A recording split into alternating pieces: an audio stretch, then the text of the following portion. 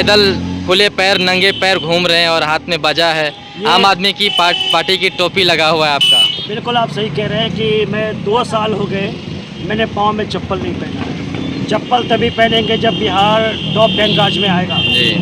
यहाँ पे सरकारी स्कूलों की स्थिति बहुत खराब है। यहाँ पे बिजली के बिलों से हर कोई परेशान है। यहाँ पे ब्लॉक के अंदर आप जाइए, कोई काम बिना पैसे के नहीं हो रहा है। राशन कार्ड बनाने के लिए जाइए, उसमें 2500 रुपये मांगे जाते हैं। ज़मीन म्यूटेशन हो, परिमार्जन हो, दाखिला हो, खारिज हो, उसमें पैसे मांगे जाते हैं। सरकारी स्कूलों का बहुत बुरा हाल है। यहाँ पे जहाँ जहाँ स्मार्ट मीटर लगाया गया है, स्मार्ट मीटर के बिलों से हर कोई परेशान है। तो इन सब मुद्दों पर जो है जनता के बीच में जगाने के लिए जाते हैं। हम लोग का संगठन बना हुआ है। अभी रमज़ान का महीना है तो सारे लोग नहीं आ सकते प्रचार के लिए। कस्बा में बड़े पैमाने पर भ्रष्टाचार होता है, दलाली होती है, ब्लॉक में बात करते हैं, तो इन सब का आखिर कौन जिम्मेदार है? देखिए कस्बा के अंदर जितने ब्लॉक मोटेशन के नाम पर मोटी रकम की वसूली होती है। ज़मीन जैसे यहाँ पे आप किसी ब्लॉक में चले जाइए, ज़मीन म्यूटेशन के पे, परिमार्जन में, दाखिला में, खारिज में, हर जगह पैसे लिए जा रहे हैं। यहाँ पे सीओ पैसे खाते हैं, बीडीओ के पास पैसे जा रहा है। प्रखंड प्रमुख हो, चाहे वो कस्बा प्रखंड के अंदर हो, चाहे श्रीनगर प्रखंड के अंदर हो, जलालगढ़ प्रखंड के अंदर हो, इनका बाकायदा चैम्बर है। तब भी ये चैम्बर वहाँ पे रहने के बावजूद ये भ्रष्टाचार को रोक नहीं पा रहे हैं। तो कहीं ना कहीं कमीशन खोरी में ये भी शामिल है। दूसरी बात हम जनता से भी कहना चाहते हैं, चुनाव के बाद समय आप नेताओं से पैसे लेके, कोई नेता दारू बांटता है, मुर्गा भात खिलाता है, मछली चावल खिलाता है, आप उनसे पैसे भी लेते हैं, मुर्गा भात भी खाते हैं, मछली चावल भी खाते हैं, और आप उम्मीद करते हैं चुनाव जीतने के बाद वो नेता ब्लॉक के अंदर दलाली ख़त्म करेगा। कभी नहीं कर सकता। वो चुनाव जीतने के बाद जितना पैसा बांटा है उसका तो वो 10 गुना कमाएगा। तो इसके लिए एक ही उपाय है कि जनता को भी ईमानदार बनना परेगा। चुनाव में जाति धर्म से ऊपर उठ के स्थानीय प्रतिनिधि कितना जिम्मेदार है इस चीज़ के लिए? स्थानीय प्रतिनिधि तो बिल्कुल पूरी तरह से जिम्मेदार हैं, क्योंकि अधिकांश स्थानीय प्रतिनिधि चुनाव के समय पैसे बांटते हैं, दारू बांटते हैं, मुर्गा भात खिलाते हैं।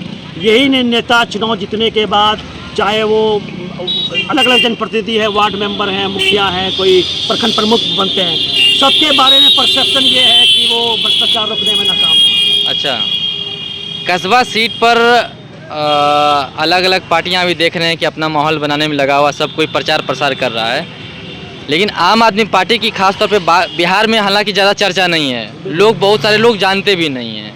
आप ऐसे में आए हैं? नहीं, हम लोग तो अभी से नहीं आए, पिछले 2 साल से काम 2 साल से काम कर रहे हैं। अच्छा, 2 साल से काम कर रहे हैं, लोग जानते हैं, क्योंकि पिछले 2 साल से मैंने चप्पल नहीं पहना है। अच्छा, चप्पल तभी पहनेंगे जब बिहार टॉप 10 राज्य में होगा। हमारे जम्मू कश्मीर से एक विधायक महराज मलिक जीते हैं। अच्छा, जम्मू कश्मीर में पार्टी ने 7 सीटों पे चुनाव लड़ा और पार्टी ने 1 सीट पे जीत दर्ज की। कांग्रेस ने वहाँ पे 30 सीटों पे चुनाव लड़ा, बस 6 सीटों पे जीत दर्ज किया। तो बिहार के अंदर भी हम लोग ऐसा नहीं है कि हम सारे सीटों पे चुनाव लड़ेंगे, लेकिन जहाँ जितने सीटों पे लड़ेंगे कोशिश करेंगे कि वहाँ से सीट निकालें। और बिहार के अंदर जो भी हमारे विधायक होंगे, जितने विधायक जीत के आएंगे, कोशिश करेंगे चाहे भाजपा की सरकार बने नीतीश कुमार के साथ, या आपको राजद की सरकार बने नीतीश कुमार के साथ, हम लोग जनता के मुद्दों पे उनके जो घोषणा पत्र हैं उनको पूरा करवाने में अपनी जिम्मेदारी। एनडीए की सरकार है, कुछ लोग एनडीए के कुछ लोग हैं वो कहते हैं कि आम आदमी पार्टी सबसे भ्रष्ट पार्टी है, कुछ विकास नहीं किया, झूठा वादा करता है, 1 नंबर जुमलेबाज फेंकने वाले हैं।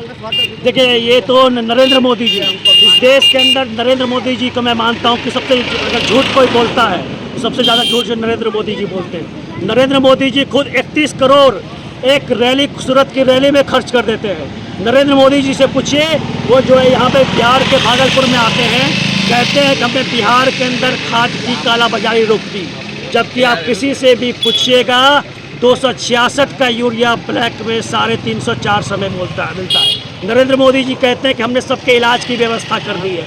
आप पूछिए कि बिहार के अंदर प्राइवेट अस्पतालों में आयुष्मान कार्ड से इलाज नहीं हो रहा है। नरेंद्र मोदी जी का एक ही फंडा है, जो भी नरेंद्र मोदी जी के खिलाफ बोलता है उनके पीछे वो ईडी छोड़ देते हैं, सीबीआई छोड़ देते हैं, इनकम टैक्स के डिपार्टमेंट छोड़ देते हैं।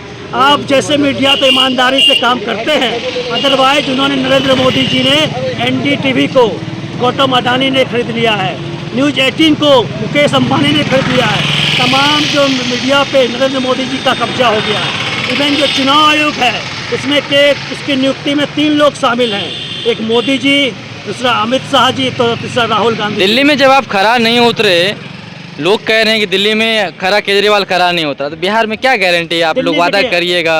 चुनाव हाँ, आपने यमुना साफ करने की बात कही थी, वो नहीं हुआ, और भी कई सारे वादे, फ्री बिजली पानी की बात किए थे, तो फिर बिहार में कैसे लोग विश्वास नहीं, करेंगे? फ्री बिजली की बात जो आप कह रहे हो, दिल्ली के अंदर, भारत के अंदर सबसे पहले अगर किसी ने 200 यूनिट बिजली फ्री दिया है तो दिल्ली के अंदर हुआ है। दिल्ली के अंदर हमने सरकारी स्कूल ठीक किया।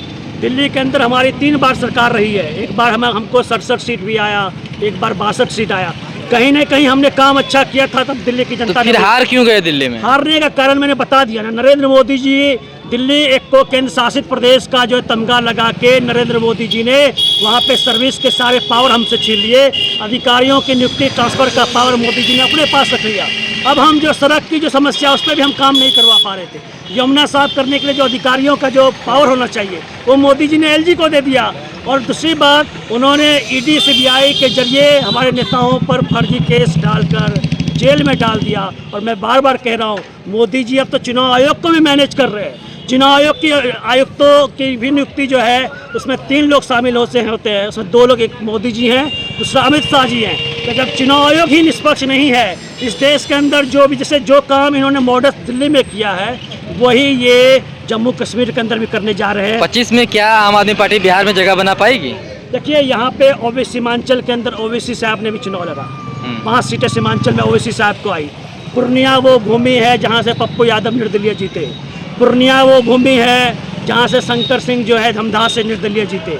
तो हम नहीं कह रहे कि बिहार में हम पहली बार कोई सरकार बनाने जा रहे हैं। हम ये कह रहे हैं कि हम चुनाव लड़ेंगे, यहाँ से हम भी कुछ विधायक निकालेंगे। और विधायक निकालने के बाद, क्योंकि बिहार में क्या होता, कोई भी पार्टी जीते तो चुनाव जीतने के बाद घोषणा पत्र पे काम नहीं करते। हमारा काम ये होगा, चुनाव जीतने के बाद चाहे वो एनडीए की सरकार आए, चाहे कांग्रेस राजद की सरकार आए, हम हर मुद्दों पे सदन के अंदर बात रख के जनता के काम कराने की कोशिश। एक अंतिम सवाल लेंगे, अब बहुत हो गया। कितना ये आपका जो लक्ष्य है, तो पंचायत जा रहे हैं या ब्लॉक टू ब्लॉक जा रहे हैं, बाजार कैसे आप लोग कर रहे हैं ये तो हम लोग पंचायत टू पंचायत जा रहे हैं। चूँकि मेन में चूँकि जैसे ये आपको जो बालूघाट का चौक है, यहाँ काफ़ी लोग हैं, तो यहाँ भी अपनी बात रख देते हैं। फिर गांव-गांव में डोर टू डोर कैंपेन कर रहे हैं, जागरूकता अभियान।